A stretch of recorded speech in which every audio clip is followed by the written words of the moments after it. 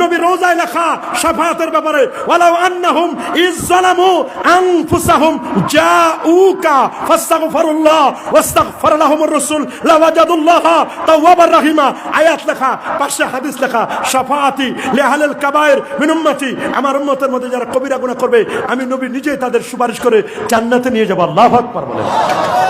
ওরা নবীর ব্যাপারে বাজে মন্তব্য করে, ওই নবী মরে পচে গলে শেষ, এই নবী মরে পচে গলে শেষ। এরা বেয়াদব, নবীর ব্যাপারে বাজে মন্তব্য করে।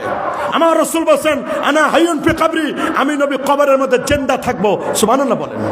শুধু আমি না, ইন্না আম্বিয়া আল্লাহ আহইয়াউন ফি কবরিহিম ওয়া হুম ইরযাকুন, সমস্ত নবীগণ আপন আপন রওজা মুবারাকায় তারা জিন্দা। আমরা নবীর রওজা জিয়ারত করব না? করব না?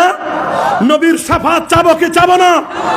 ওরা বলে লাগে না নবীর শাফাত নাই, কোরআন হাদিস খুঁজে পায় না, কয় কোরআনের দলিল নাই। আরে ভাই, কোরআনের দলিল কেন? সহিহ হাদিস আছে, বুখারীতে আছে। আল্লাহু আকবার। কোরআনের আয়াত পড়ো, নবী রোজায় লেখা শাফাআতের ব্যাপারে, ওয়ালাউ আন্নাহুম ইযযালামু আনফুসাহুম জাউকা ফাস্তাগফিরুল্লাহ ওয়াস্তাগফার লাহুমুর রাসূল লাওয়াজাদুল্লাহা তাওয়াবার রাহিমা।